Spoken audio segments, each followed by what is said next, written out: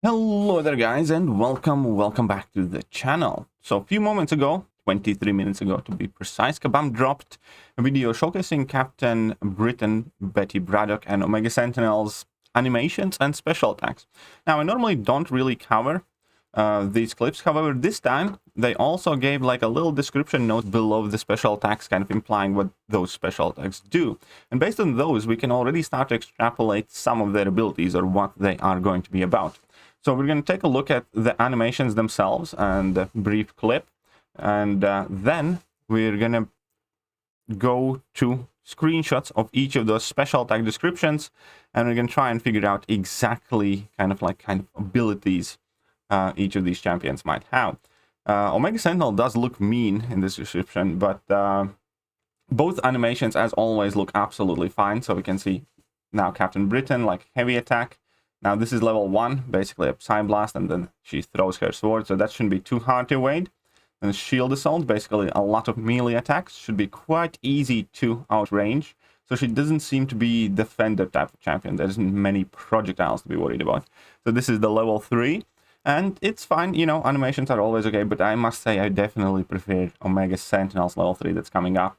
Speaking of Omega Sentinel, now we're going to be able to see her heavy attack. It's kind of like double hit there. The level 1 is couple of blasts and then rush in. I think that level 2 might be a bit trickier to evade, but level 3 is absolute fire. The level 3 looks so cool. Absolutely love the way it looks. Absolute destruction. Right. So that is pretty much it then from the animation point of view. So what we're going to do now is we're going to switch here and we're going to go over from the first special attack there to the next one. So Psy Blast, gain power through combat. So that implies that she might be gaining power with the level 1 in some sort of way, shape, form or fashion. Could possibly give her like an energized buff. And why I'm thinking that is because of the next special attack.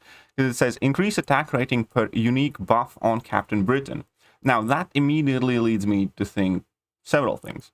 Number 1, obviously she will have access to several buffs, which for a mutant champion isn't that common. You know, mutants typically don't get very buff heavy, especially recently. They work mostly around passives, and if they do have buffs, then it's like prowess buffs for most part, really.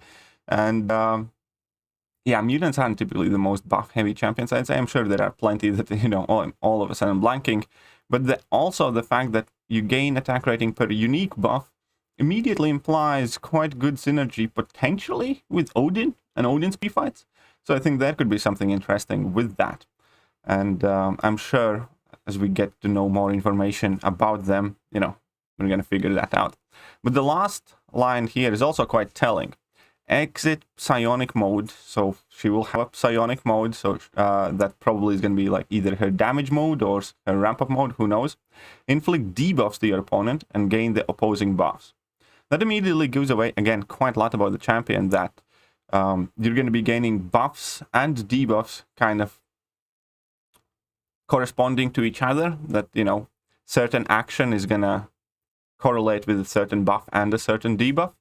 And that she will have access to quite a lot of buffs and quite a lot of debuffs.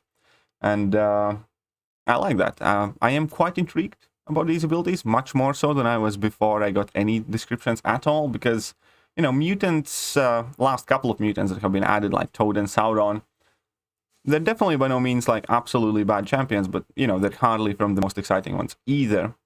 And when we are talking ability to gain many buffs and inflicting debuffs, then we also carry on the idea that each buff and debuff does something different. So there is potential for quite a lot of utility if we're, you know, addressing multiple buffs and multiple debuffs. Right. All that being put aside, let's check out Omega Sentinel. So level 1, refresh debuffs or inflict them back to your opponent. Thanks to the previous video that we saw, we know for a fact that she has access at the very bare minimum to a brand new tracking debuff that bypasses miss. Then I believe it also had heal block and something else. I forgot what else she had, but she basically is going to be a mode character, and each mode will inflict different type of debuffs. So level 1 is basically to either upkeep or just to help you place some of those, even though she was capable of placing debuffs with her basic combos too.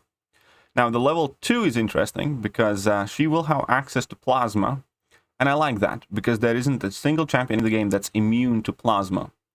And so far we only have 2, 3 champions that have access to plasma. We have Iron Man Fintuber, we have Silver Centurion, and that's it, I think. So yeah, against mutants, you inflict plasma and incinerate debuffs for all other champions. So she's going to have access to incinerate and plasma against mutants. Again, not a single mutant is immune to plasma, so that's going to be quite good. And the last one states consume plasma and incinerate debuffs and deal massive burst of damage. So it's quite possible that, you know, it's going to be like a level 2, level 3 rotation for most parts with this champion. That is about as much we can figure out for now. Let me know what you guys think, which champion you are more excited for to welcome in the contest. But that'll be it for this video, and I'm going to catch you guys later. See ya.